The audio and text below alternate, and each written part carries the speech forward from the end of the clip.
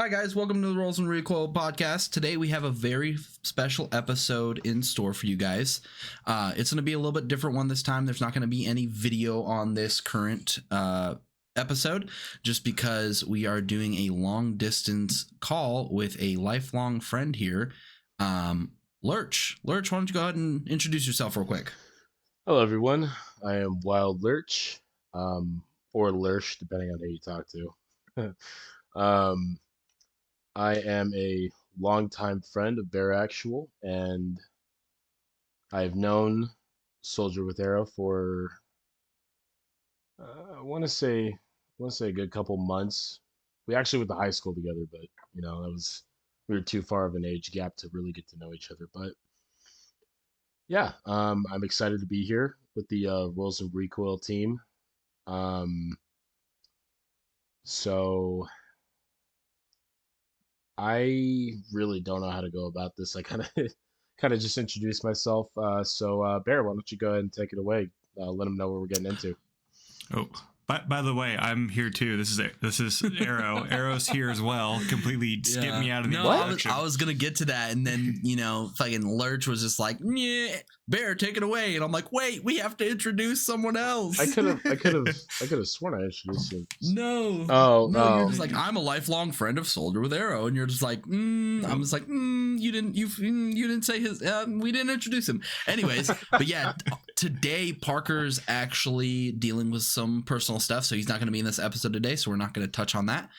Other than that, so today we're actually going to be teaching Arrow about 40k, Warhammer 40k. I know a little bit. Lurch is our regent expert in his own right. He's not an absolute expert, obviously, but he is our expert, and that's what matters. Absolutely. Also, okay, so he's basically introducing me into the Warhammer world, like I introduced you to the Fourth Wing world. Yes. Which, update to our listeners, Bear here has actually finished the second book finally. He is no longer on Iron Flame. It is completed. We are just waiting on book three, and for Parker Ops to finally read them, so we can actually talk about those in one of our future episodes. Yeah, so I think to start off, we're gonna teach you a little bit about the warp. What's the warp? A perfect question. So, Lurch, go ahead and take it away, baby. So before I get into this, I just want to ask Arrow real quick, on a scale of 1 to 10, 1 being nothing, 10 being you're an absolute master at this, how much do you know about Warhammer 40k? 2.5. Okay, well, that's a start. That's more than most. Thanks to TikTok. Yeah. The TikTok memes. Thanks to TikTok, I'm 2.5. Thanks to TikTok. Okay. Yeah, they got some pretty cool content on there, so it makes it easy to get into it. They do give you some lore on some of the things that have come up, like the ladies who are cursed or drenched in blood and like are the Battle Sisters. Yeah, the Battle Sisters. Oh, yeah, I watched a video on them and I was like, that is so awesome. Real quick, so shout out to Adeptus Ridiculous, shout out to Lurch for getting me onto that. There was a funny quote that I listened to today because I'm on like episode 13, and as of yesterday I was only on episode 6. So today I listened to 6 episodes of them. They are awesome. There was a funny quote. He said it was Goj Van Dyer. Oh my god. He said, "Oh yes, sisters, of course it's absolutely necessary for you to dance around the palace barefoot. No other reason behind it at all." I can't die. I feel like I need to know more context to this. Yeah. Oh, so basically I'll give you a little spiel real quick. Goj Van Dyer was the head of the, what is it, Jason? It's the ecclesiarchy. The ecclesiarchy, and basically he forced his way to the top by assassination, bribery, and just blackmail and that kind of stuff. So the current leader of the ecclesiarchy, everybody hated because he was an extremely weak leader. So he basically just stormed the palace, killed him, and announced himself as the master ecclesiarch and the master of religion, basically, while he was hearing about all these little temples that were popping up all over these other worlds. and he heard about this one in particular. They called themselves the Daughters of the Emperor. And so he went to that planet, basically like wanted to meet him. Well, their church was barred from any men entering, period, end of story. And there's some badass bitches, like top of the line, just with like no training that I know of. And their power and faith is so strong that they can almost match a Space Marine, which is like top of the line warrior kind of thing. The best of the best of the best, sir. Yeah. Well, the Space Marines, no, but there are factions. We'll get into it later on. I just felt like quoting Men in Black. So basically, he convinces them to be like his personal bodyguards by some means of ill intent, so lies. And they're like his bodyguards, his like nurses, his mistresses.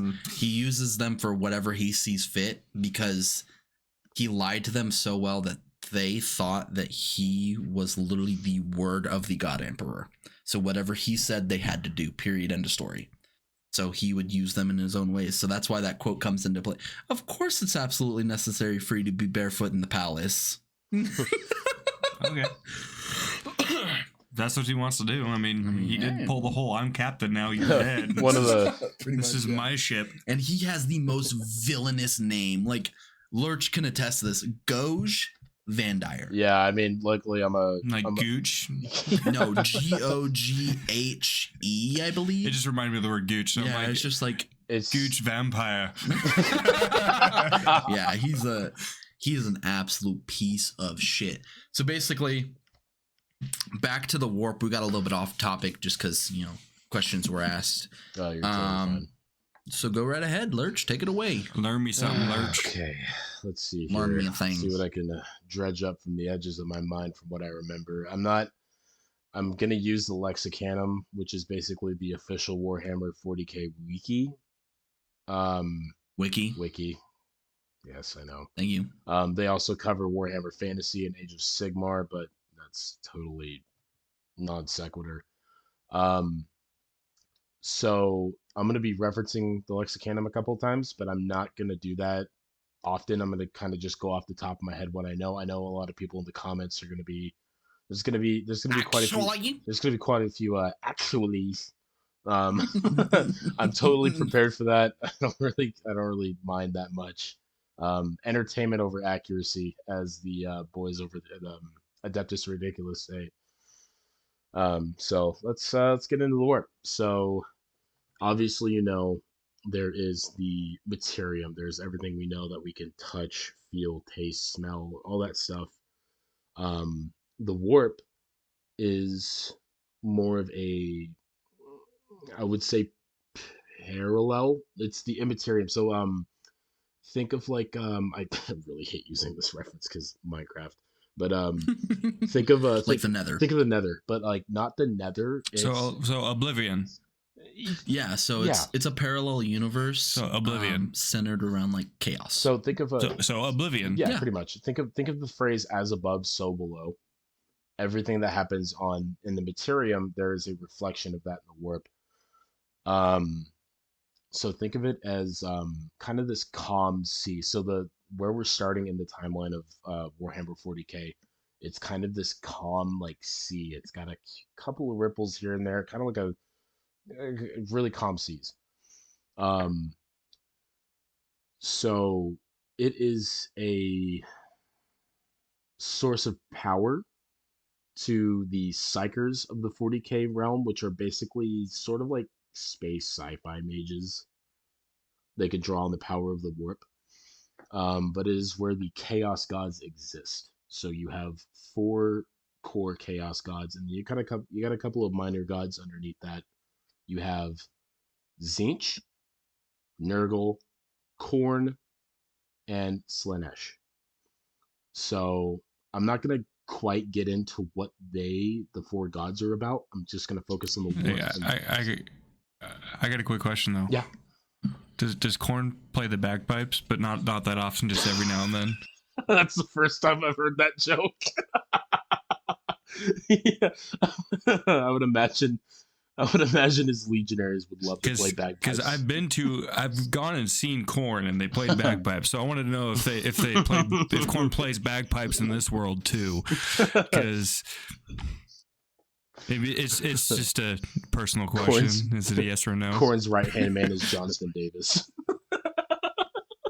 No, Jonathan Davis is Korn. Exactly. So these gods, they do have physical manifestations in the Materium, but in the warp they are just pure masses of energy. So So when I fart, Tzeentch is the god of deception, but he is also the god of like ambition and like personal gain, stuff like that. So imagine. So he's the 40K version of Loki. Essentially, yeah, that's actually a great analogy. Yeah, he's a deceptor. He is every time a governor or like a general makes a secret plot against their own men or like against the enemy, Tzeentch feeds off of that. And he grows stronger He's because of that. It tastes like deceit. Exactly, yeah. It's like basically it's a golden corral. So every time these emotions are felt, it's like a golden corral for the gods that associate with that emotion. So there's Tzeentch. You have Korn, who is essentially the god of war. So every time blood is spilt, he feeds off of that. It doesn't matter from where the blood spills, so as long as it spills. That is what he feeds off of. He literally sits on a throne of skulls. So you've probably heard the iconic phrase, blood for the blood god, skulls for the skull throne. I have heard that. That is... And so he's basically the god of vampires in a way. Yeah, if vampires existed in 40K, which they technically do, I'm not going to call the fucking Blood Angels space vampires because I know everyone fucking hates that. Yeah, essentially. But he's also the god of martial prowess and honor. So fighting honorably in the field of battle, Korn also feeds off of that. And then you have Nurgle, which is Papa Nurgle. He's the god of pestilence, death, and stagnation. So plagues. Okay, so there's purple Nurgle. Gotcha. Yeah, I would imagine so. Yeah. But a lot of people like Nurgle. So he's not the obviously. So I'm gonna preface this. In 40K, there are no good guys. It is literally just the lesser of evils that you pick. Nurgle, I believe people call him Papa Nurgle or Grandpa Nurgle because purple Nurgle. Yeah, gotcha. Yep. No. The 40K fan base is gonna hate me at the end of this. Dude, trust me. We already do. I already know the 40K fan base is gonna come for my fucking throat after this. So Nurgle. So when you realize death as a concept, death does not discriminate. It comes from everybody, and it does not pick sides. Like AIDS. Yeah, like AIDS. Nurgle would feed off that. So Nurgle is the god of death and stagnation, so being lazy. So sloth. Whenever you sit on your couch and watch TV all day, Nurgle's gonna feed off of that. And then I don't do that. I'm just fucking. I don't know what you're talking about. You know what you're talking about. I'm not lazy. I have chores that were given to me by a wife. A honey-do list, if you will. Yeah. Honey command list, not do list. I'm so glad she doesn't watch our podcast. Honestly. Sorry, where was I? All right, so I covered Korn, Tzeentch, Nurgle. Sorry. Then there's Slaanesh. So she's gonna be your the Prince of the Prince of Thirsting. Yeah, so he, she, them will be your favorite. So when Slaanesh appears before any mortal, Slaanesh will appear as whatever you most desire. So your wife. Pretty much, yeah. Sleep. Sleep, yeah. So No, like whatever that's- you're lusting no, for. no, no, no, no. Sleep. Actually, Aaron, he brings up a good God point. damn it. So if you're like a worker on a hive world, which is basically like the industrial world where you work fucking like 16 hours a day and you get no sleep. Slanesh would actually appear to you in the form of a very warm, cozy bed. Like I shit That's you, hot. I shit you not. Yeah, it's very hot. Uh, That got me hard. so that's actually something Slash would possibly do is appear to you in the form of just think of like the most comfortable mattress you can think of, like the bed, and just imagine that. That's what Slash would come to you as. A lovely hammock. Oh yeah, the best of hammocks. Oh yeah. Um, Yeah, he will come to you as whatever you most lust for. they So yeah, so it Chaos Gods don't have any parts.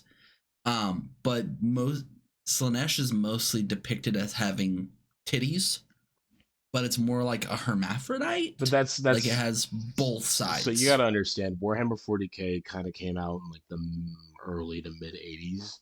It was just another sci-fi trope, but a lot of people expanded upon it. It became what the franchise is today.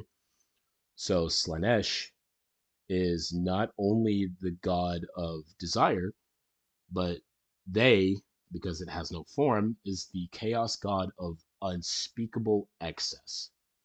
So every time you gorge yourself on food, every time you get a lot of money, every time you have sex, every time something happens, Slanesh, every time you have an excess of an emotion, excess feeds off of that. Or Slanesh feeds off of that, sorry. Bless you. Thank you.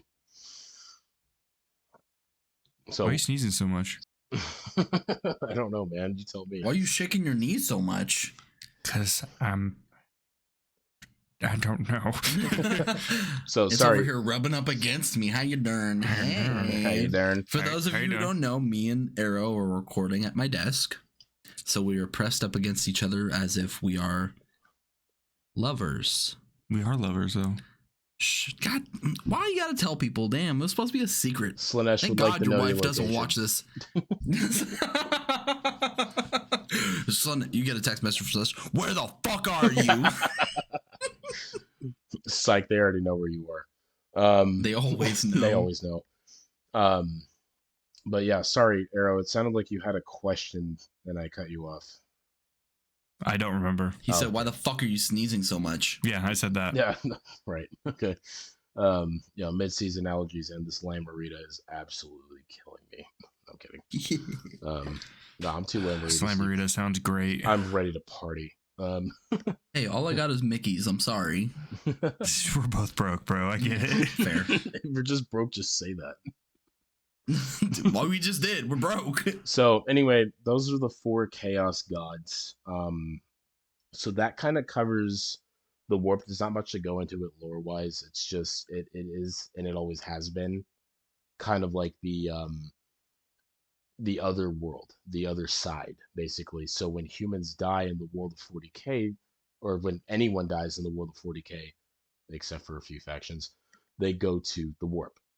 Their souls. So every living being in the world of 40k has a flame in the warp, essentially, if you want to call it that. So it doesn't matter if it's an orc, which has like the equivalent of like a candlelight, or a psyker, like a Eldar psyker, who has or all of those are psyker, duh.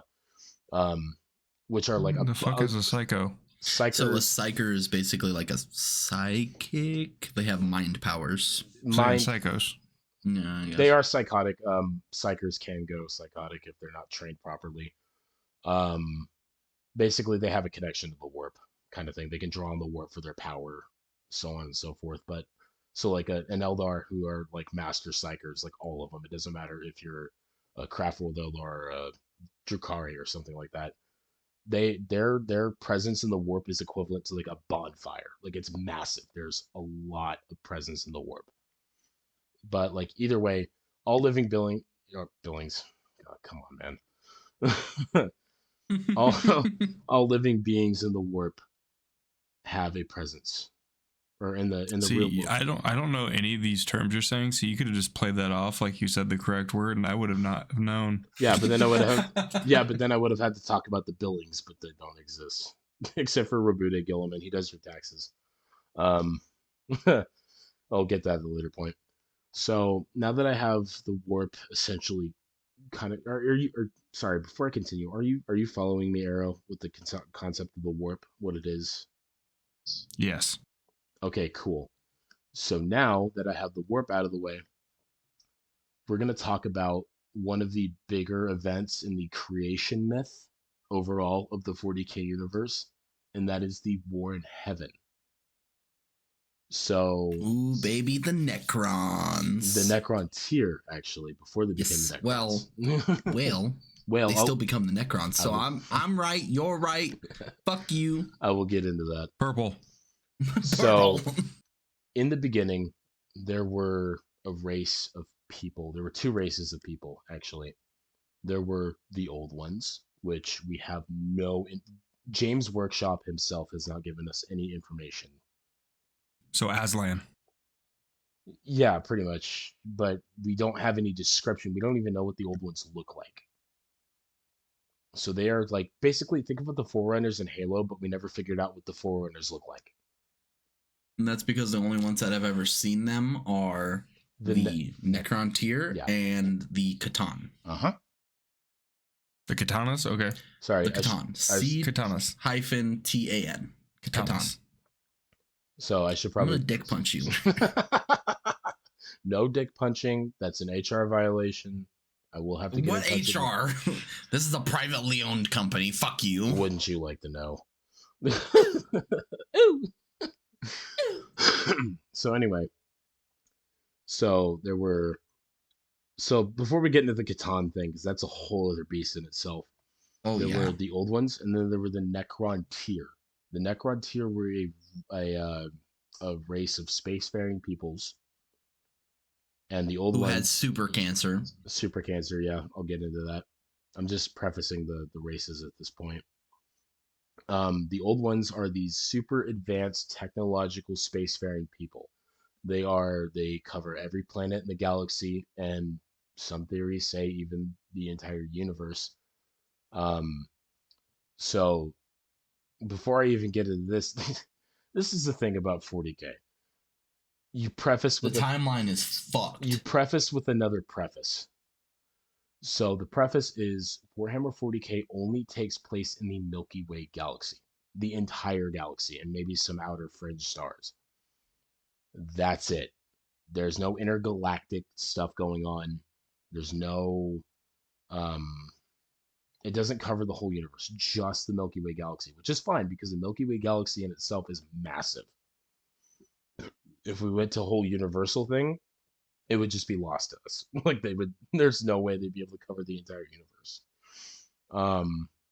So the old ones were spacefaring people within the Milky Way galaxy. They were very advanced. They were very healthy people. They were very powerful people. The Necrons here, on the other hand, were not so fortunate. They were constantly plagued by cancers, by diseases. They had relatively short lifespans. Like you would talk about like a Necron tier lord only living to be like 30. And he would die. And a lord is someone who's very well off. Yeah, like the leader of the planet or the leader of the tribe. Like getting past 20, you were already an old man. So what happened was the Jorgen Greymane. Pretty much. So the Necrons here, I'm gonna nutshell this. I'm not gonna go into specific detail. I'm not gonna try and make this a super long, complicated explanation. So basically what happened was the Necrons here went to the old ones and they were like, hey guys, you got a pretty good healthcare plan. Do you mind if we join that, or can you sign us up for it? I'm ripping that joke from Adeptus Ridiculous. I'm sorry. It was a really good joke. That's the only one I'm ripping. I'm sorry. But I'm not sorry. Basically, the old ones were like, "Ew, no, fuck off. The fuck are you? No, get the fuck out of here." And the Necrons here were like, "Oh," sent them basically to go kick rocks, essentially. But the Necrons here did not like that. They did not like They that became at very all. bitter. Yeah, they became very bitter. They were like, you know what? Fine. Us feeble, cancerous people are going to start a war with you highly technically advanced, like nigh immortal people. So, as you would imagine, the war in heaven began. And it did not go well for the Necrons here whatsoever. They were being slaughtered, like absolutely destroyed. So, the Necrons here, in their desperation, as they were like roaming the stars, trying to find a way to get back at the old ones, a way to be like, really gonna fucking show it to them because they wanted to continue this war for as long as their people lasted. They encountered something known as the Catan. So these Catan were Pretty much invisible. literally, they were invisible. They were manifestations of, oh god, I'm not gonna say that because I don't want. So imaginary friends. Pretty much. And they fed off of stars. So yeah, I'm gonna go ahead and just pick it up for you real quick, yeah, since you're wanting to look at your notes. So basically, the Necron tier were trying to find a way to commune with these beings since they were practically invisible. You had to have, I think they developed this like special technology where it was like basically like infrared in their universe, where they could see these beings feasting off these stars. And so they're like, oh shit, if they feed off of stars, they have to be very powerful. So they were trying to come up with a way to commune with these beings. So what they did was they took this living metal. I don't remember the name of the metal, but they took it and they constructed these bodies for the Catan. And so once they created these bodies, the Catan were like, oh shit, I can have a actual like presence in the material world and be able to actually do things. So they took possession of these living metal bodies, and then they communed with the Necron tier. And after talking to each other and learning, it come to find out the Necron tier learned that the Catan actually also had a past war with the old ones, and they were still extremely bitter about this war because they lost. The enemy of my enemy is my friend, basically. Well, so they were helping the Necrons tier, and then there's this one Catan that they call the Deceiver. Great Deceiver. Pretty much, yeah. That's exactly what it's called. And so, yeah, he's the Great Deceiver. And so he basically came to the Silent King. Jason, go ahead and pick it up with the Silent King. So the Silent King was obviously he was the leader of the Necron tier. And so after the battles between the Catan and the Necron tier and the old ones kind of came to a fever pitch, the Silent King, what the hell is his name? Zarek. Yeah, sorry. Jimmy Job Joob Joob? Zarek. His name is Zarek. He's the Silent King. This is a very light-spoken a very light-spoken Necron tier. He didn't say much, but when he said something, you better shut the fuck up and listen. So he went into council with the rest of the Necron tier nobility, and he was like, hey, these Catan, they can give us immortal bodies. They have the power to do that. And obviously, the Great Deceiver was the one who pitched the idea to Zarek. And you obviously would probably know how this one went because he's the Great Deceiver. Honestly, dude, if a guy named the Great Deceiver went up to you and go, hey, I can give you $10,000, would you trust this man? So his name actually wasn't originally the Great Deceiver. That's what the Necron tier, and then eventually the Necron came to call him because he deceived them. Do you have that name on file, or is it just not known? I believe it's not known. I can try That would to make sense look it up because real it's quick. Games Workshop, so they like to not make everything known. So while Bear is looking that up, so Zarek went into council with the rest of the nobility, and he was like, "Hey, they're able to give us some more." I have the name. Oh yeah, It's Mephetron. Mephethron. Okay. Or Mephetron the Deceiver. Okay, I actually didn't know they had a name for him. Huh. Okay. So at that point, he was like, "Hey, they gave us immortal bodies. What should we do?" Everyone on the council said yes, except for Zarek's right-hand man. I don't believe he's named, but his right-hand man, who was also kind of a guy who could kind of see into the future, and he had these like premonitions. He was like, no, I don't think that's a good idea. Obviously, Zarek, being the hopeful that he was like, I'm not Fuck gonna you, I listen. do what I want. Yeah, basically, I'm not gonna listen to you. Everyone else said yes. You're the only one that says no. We're gonna do what we want. So what happens is, and while this is all happening, sorry, the Necrons here are harnessing the power of the Catan, and they are pushing the old ones to the fringes of the galaxy. They are being pushed back out to the edges. They're losing the war. Like the old ones are like, oh my god, where did the Necrons here get this power from? This is crazy. And while they're being pushed out to the fringes of the galaxy, they're placing contingency plans. So what they're like, so you remember, David, how familiar are you with Halo lore? Halo Wars. I did not like Halo Wars, No, so I no, did no, not no, play not Halo Halo Wars. not wars, lore. lore. Lore. Sorry. Oh, they said Wars. My Yeah. bad.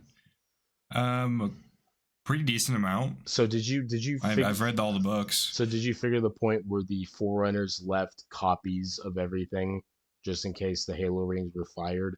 So humans and grunts and elites could come back, basically.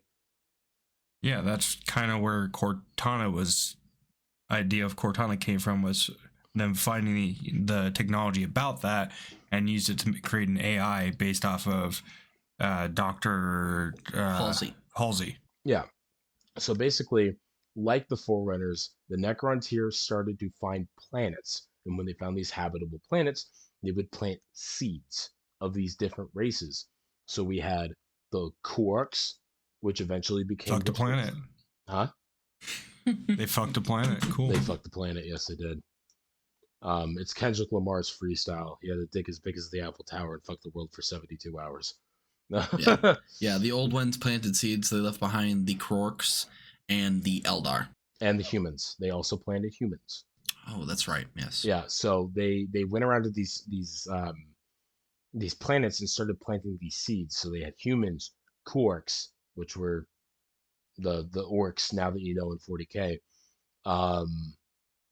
The Eldar, and then they also planted a whole bunch of these other miscellaneous races that aren't really quite touched on.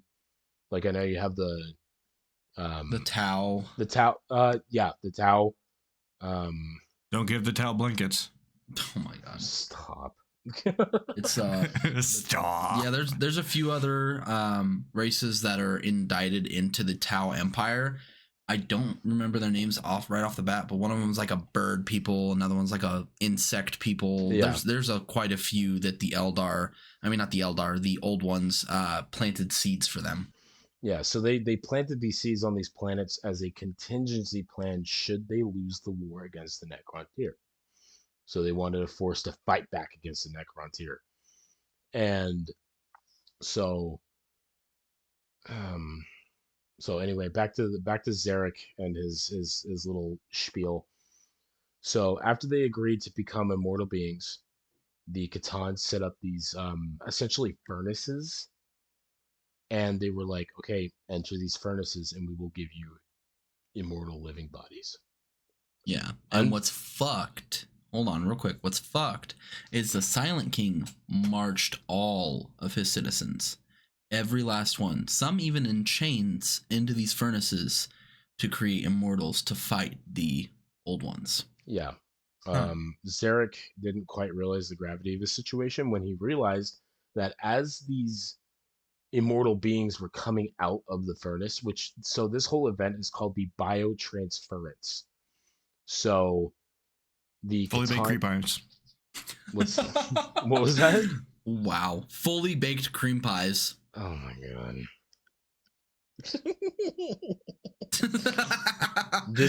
But yeah, it's So- biotransference. Sir, this is the worst baked potato I've ever had. Good lord, Janice. So, so basically, what was happening is as these Necrons here were entering these furnaces to become immortal beings, unbeknownst to them, their souls were being sucked out of their body by the Catan, and the Catan were literally, it was quite They were literally, feasting on they were them. quite literally, it was a golden corral. It was a fucking buffet. Yeah. And they got fucking fat. Yes. And they got fucking powerful. Yes, they fed off those souls and they just sucked them all up, and they're like, this is some good shit. And they became super powerful.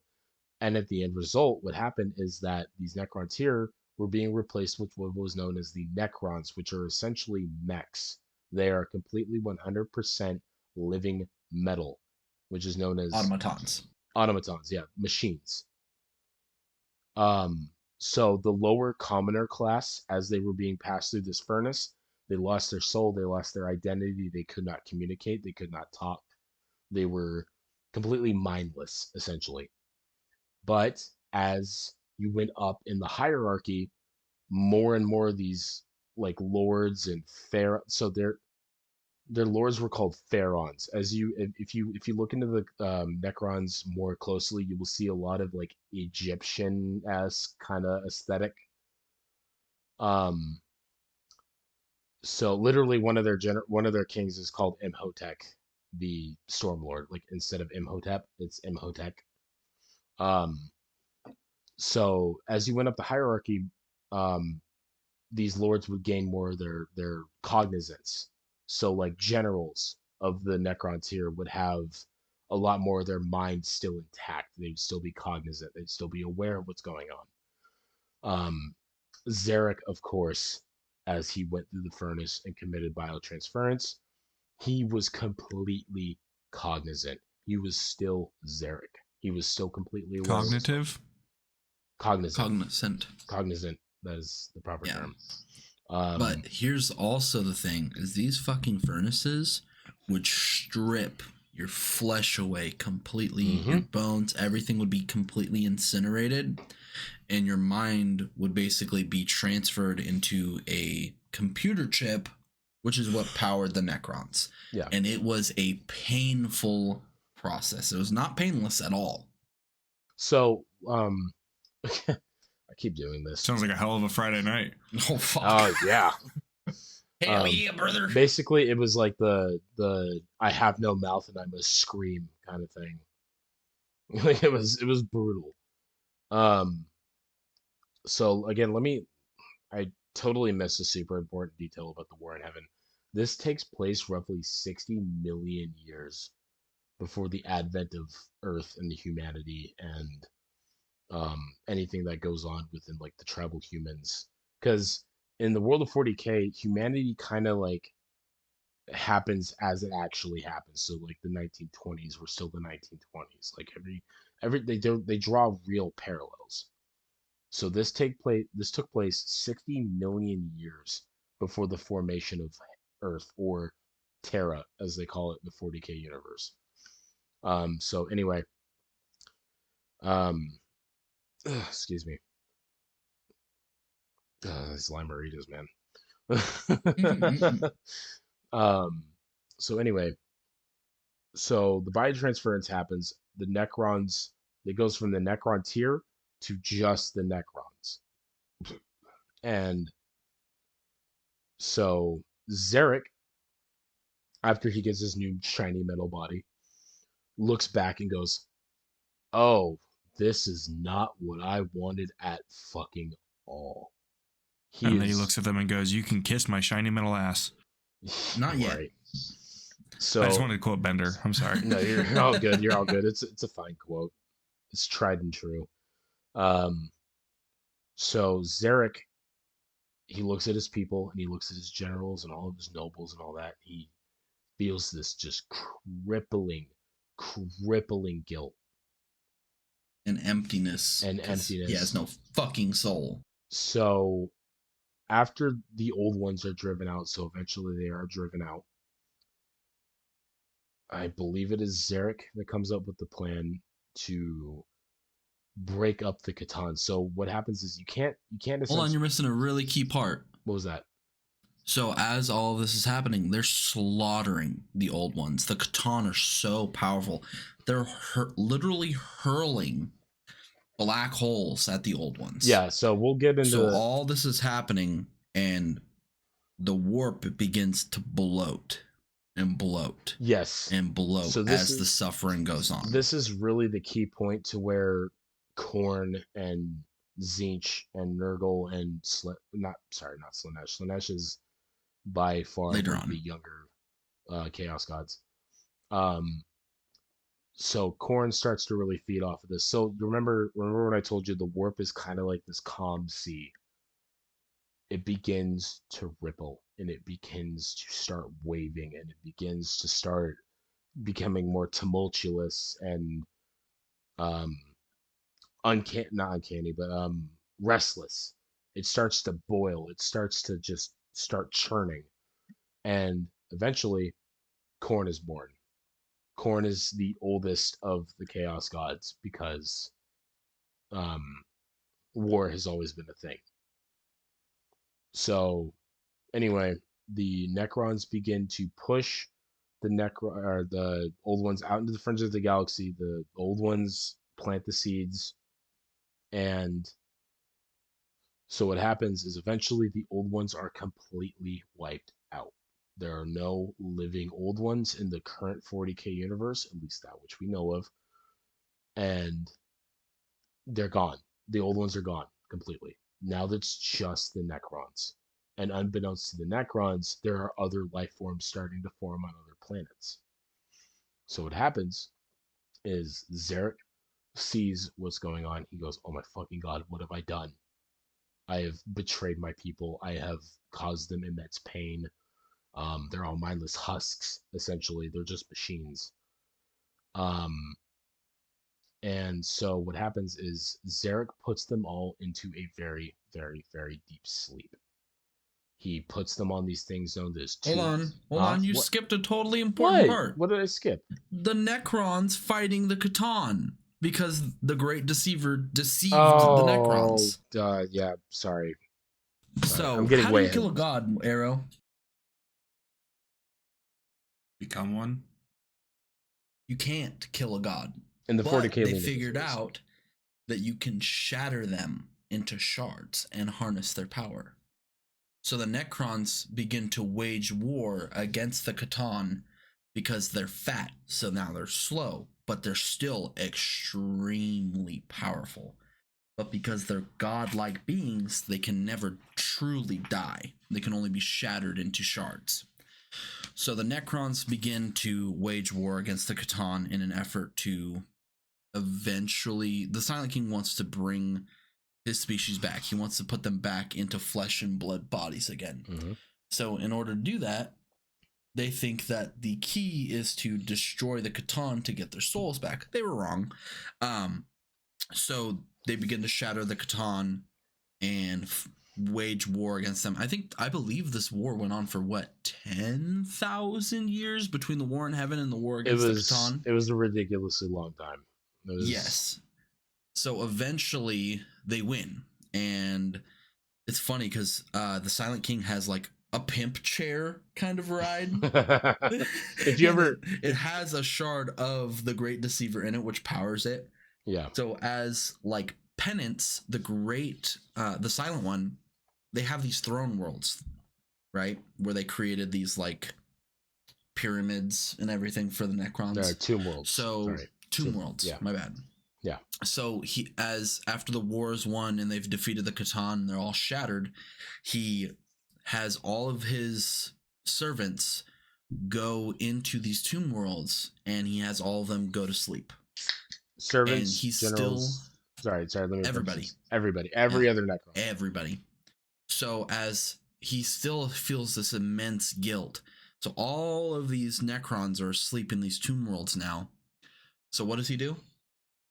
He goes off into the dark fringes of space in a complete dark void and sits there. Doesn't go to sleep. Doesn't do anything. He just sits there for 60 million years as his penance. Essentially, it was the world's longest moping session.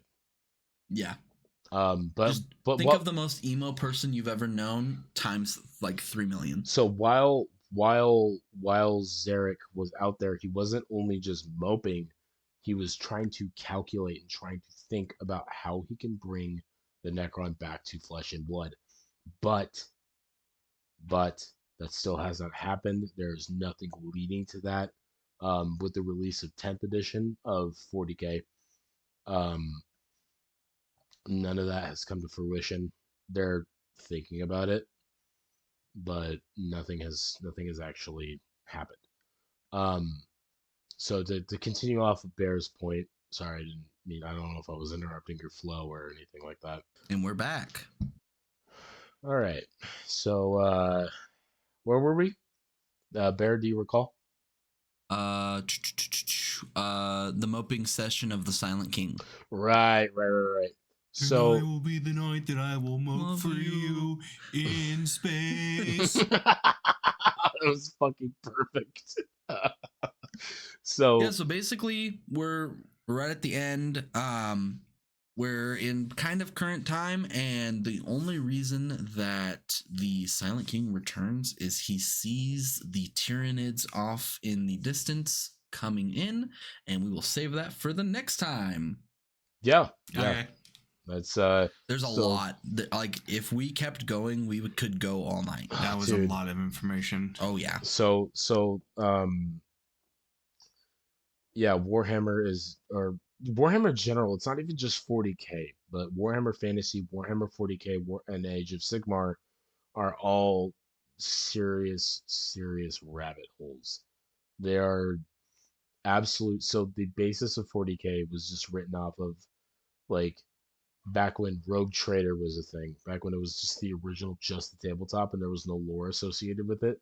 It was literally an artist looking at it and going, "Oh, that looks cool. I could do something with this." Yeah, that looks cool," and they'll write lore about it.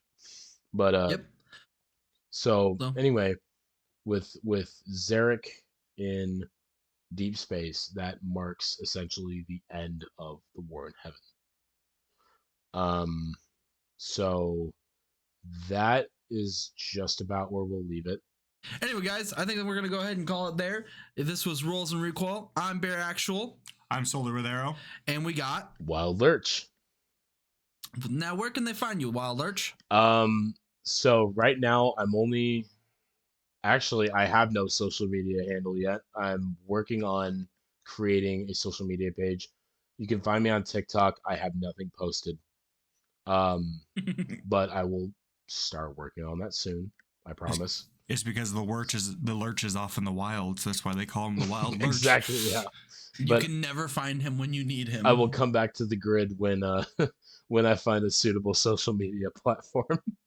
But yeah, like I said, I'm super excited to be here with the Worlds and Recoil group, and I will continue on as long as they will have me. Yeah, that's about it. Alrighty, guys. Well, we're going to go ahead and end it here, and we'll see you on the next one. Peace.